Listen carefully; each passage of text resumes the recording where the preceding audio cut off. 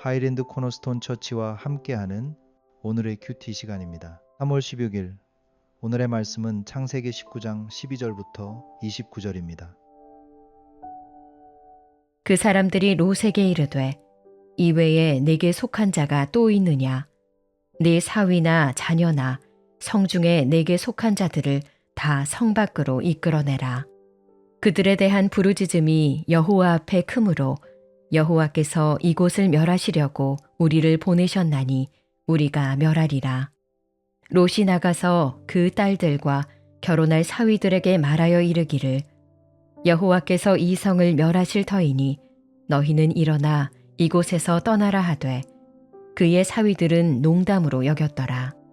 동틀 때에 천사가 롯을 재촉하여 이르되 일어나 여기 있는 네 아내와 두 딸을 이끌어내라. 이 성의 죄악 중에 함께 멸망할까 하노라. 그러나 롯이 지체하매 그 사람들이 롯의 손과 그 아내의 손과 두 딸의 손을 잡아 인도하여 성 밖에 두니 여호와께서 그에게 자비를 더하심이었더라. 그 사람들이 그들을 밖으로 이끌어낸 후에 이르되 도망하여 생명을 보존하라. 돌아보거나 들에 머물지 말고 산으로 도망하여 멸망함을 면하라. 롯이 그들에게 이르되 내 주여 그리 마옵소서. 주의 종이 주께 은혜를 입었고 주께서 큰 인자를 내게 베푸사 내 생명을 구원하시오나 내가 도망하여 산에까지 갈 수 없나이다. 두렵건대 재앙을 만나 죽을까 하나이다. 보소서 저 성읍은 도망하기에 가깝고 작기도 하오니 나를 그곳으로 도망하게 하소서. 이는 작은 성읍이 아니니이까 내 생명이 보존되리이다. 그가 그에게 이르되 내가 이 일에도 내 소원을 들었은즉 네가 말하는 그 성읍을 멸하지 아니하리니 그리로 속히 도망하라. 내가 거기 이르기까지는 내가 아무 일도 행할 수 없노라 하였더라. 그러므로 그 성읍 이름을 소알이라 불렀더라. 롯이 소알에 들어갈 때에 해가 돋았더라. 여호와께서 하늘 곧 여호와께로부터 유황과 불을 소돔과 고모라에 비같이 내리사 그 성들과 온 들과 성에 거주하는 모든 백성과 땅에 난 것을 다 엎어 멸하셨더라. 롯의 아내는 뒤를 돌아보았으므로 소금 기둥이 되었더라.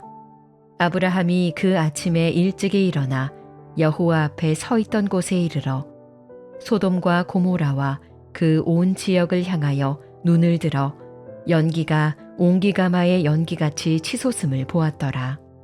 하나님이 그 지역의 성을 멸하실 때 곧 롯이 거주하는 성을 엎으실 때에 하나님이 아브라함을 생각하사 롯을 그 엎으시는 중에서 내보내셨더라. 3월 16일 월요일입니다. 오늘은 창세기 19장 12절부터 29절 말씀을 함께 살펴보겠습니다. 창세기 19장은 흔히 소돔과 고모라의 심판을 다루는 장으로 기억됩니다. 물론 심판은 분명히 등장하고 그 장면은 두렵고 무겁습니다. 그러나 본문이 심판 자체만을 드러내기 위해 기록된 것이라면 굳이 이렇게 길게 롯을 끌어내는 과정과 그의 지체하는 모습, 하나님의 반복되는 재촉과 손을 잡아 인도하시는 장면을 세밀하게 담을 필요는 없었을 것입니다. 창세기 19장은 단지 심판을 보여주는 장이 아니라 심판 가운데서도 하나님이 어떻게 구원을 실행하시는가를 보여주는 장입니다. 특히 오늘 본문에서 반복해서 등장하는 한 가지 모습은 롯과 그의 가족이 죄악된 현장을 떠나기를 계속해서 주저한다는 점입니다. 롯은 사위들에게 멸망을 알리지만 그들은 그것을 농담처럼 여깁니다. 떠날 기회 자체를 가볍게 흘려보내는 모습입니다. 새벽이 되자 천사들은 롯을 재촉하며 일어나 너의 아내와 두 딸을 이끌어내라고 말하지만 본문은 이어서 놀랍게도 롯이 지체하매라고 기록합니다. 그들은 떠나야 한다는 사실을 알고 있으면서도 떠나지 못합니다. 그리고 롯은 그 이후에도 산으로 도망하라는 말씀 앞에서 다시 머뭇거립니다. 내 주여 그리 마옵소서. 그는 두렵다며 작은 성읍 소알로 가게 해달라고 요청합니다. 떠나야 할 곳을 떠나는 일조차 끝까지 온전한 순종으로 이어지지 못하고 주저함과 타협이 섞여 있습니다. 심지어 롯의 아내는 결국 뒤를 돌아봅니다. 떠나기로 했지만 마음은 여전히 소돔에 묶여 있었던 것입니다. 그런데 이 본문에서 더 크게 강조되는 것은 그들의 주저함보다도 하나님의 적극적인 개입입니다.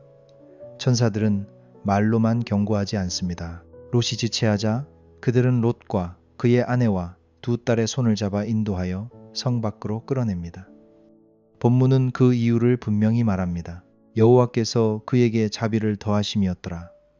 롯이 빠르고 담대하게 결단해서 살아난 것이 아니라 하나님의 자비가 그들을 붙잡아 끌어내신 것입니다. 구원은 인간의 결단력으로 성취되는 일이 아니라 하나님이 적극적으로 손을 내미시는 은혜의 사건임을 본문은 보여줍니다. 하나님의 개입은 여기서 끝나지 않습니다. 하나님은 롯의 연약함까지도 아시고 소알로 가게 해달라는 요청을 들으십니다. 그리고 놀랍게도 네가 거기 이르기까지는 내가 아무 일도 행할 수 없노라 하시며 심판의 실행을 잠시 멈추는 것처럼 보일 정도로 롯이 안전한 곳에 이르기까지 기다리십니다. 심판은 반드시 이루어지지만 하나님은 그 심판 속에서도 구원받아야 할 자를 먼저 건져내시는 방식으로 일하십니다. 그렇다면 무엇이 이런 구원을 가능하게 한 것일까요? 오늘 본문은 마지막에 결정적인 해설을 붙입니다. 하나님이 아브라함을 생각하사 롯을 성 밖으로 내보내셨더라. 이 한 문장이 창세기 19장을 완전히 다른 각도에서 보게 만듭니다. 롯이 구원받은 것은 롯의 의로움이나 롯의 결단이 전부가 아니었습니다. 하나님이 아브라함을 생각하셨기 때문에 롯이 건짐을 받은 것입니다. 이것은 18장에서 아브라함이 하나님 앞에 서서 간절히 중보하던 그 장면이 헛되지 않았음을 보여줍니다. 물론 아브라함이 하나님을 설득해서 무언가를 해낸 것이 아닙니다. 그러나 하나님은 언약 안에서 베푸실 긍휼을 아브라함의 중보를 통해 드러내셨고 그 중보를 당신의 일하심 속에 포함시키셨습니다. 다시 말해 아브라함이 역사를 움직인 것이 아니라 하나님이 움직이실 때 아브라함의 기도를 통로로 사용하신 것입니다. 여기서 우리는 우리의 기도에 대해 다시 생각하게 됩니다. 우리의 기도가 거대한 능력을 가져서 하나님을 움직이는 것이 아닙니다. 우리의 기도는 작고 연약할 때가 많습니다. 그러나 하나님은 그 작은 기도에 귀를 기울이시고 그 기도를 당신의 역사 속에 포함시키시며 그 기도에 집중하십니다. 그래서 우리의 작은 기도가 놀라운 결과를 만들어내는 것처럼 보이는 것입니다. 우리가 기도할 때 하나님은 그 기도를 통해 당신의 선하신 뜻을 이루어 가십니다. 오늘도 우리는 소돔 같은 세상 한복판에서 살아갑니다. 때로는 롯처럼 지체하고 롯의 가족처럼 머뭇거리며 떠나야 할 것을 떠나지 못하는 순간이 있습니다. 그러나 기억합시다. 우리의 구원은 우리의 결단이 아니라 하나님의 자비에 달려 있습니다. 하나님은 손을 잡아 끌어내시는 분이십니다. 그리고 그 하나님은 아브라함을 생각하사 롯을 건지셨던 것처럼 누군가의 기도를 통해 또 다른 누군가를 붙드시는 분이십니다. 그러니 그 자리에 우리 모두가 나아갑시다. 중보의 자리로, 기도의 자리로 나아갑시다. 하나님이 우리의 작은 기도에 집중하셔서 오늘도 누군가를 건져내실 것을 믿으며 그 기도의 통로로 쓰임받는 하루가 되기를 예수님의 이름으로 축원합니다. 기도하겠습니다. 하나님, 심판 가운데서도 자비로 손을 내미셔서 롯을 끌어내신 주님의 은혜를 찬양합니다. 우리가 지체하고 머뭇거릴 때에도 우리의 손을 붙잡아 구원의 자리로 인도해 주시옵소서. 또한 아브라함을 생각하사 롯을 건지셨던 것처럼 우리의 작은 기도를 통해 누군가를 살리시는 주님의 일하심에 동참하게 하여 주시옵소서. 우리 모두가 기도의 자리로 나아가게 하시고 그 자리를 통해 주님의 구원의 역사가 오늘도 이루어지게 하여 주시옵소서. 예수님의 이름으로 기도합니다. 아멘.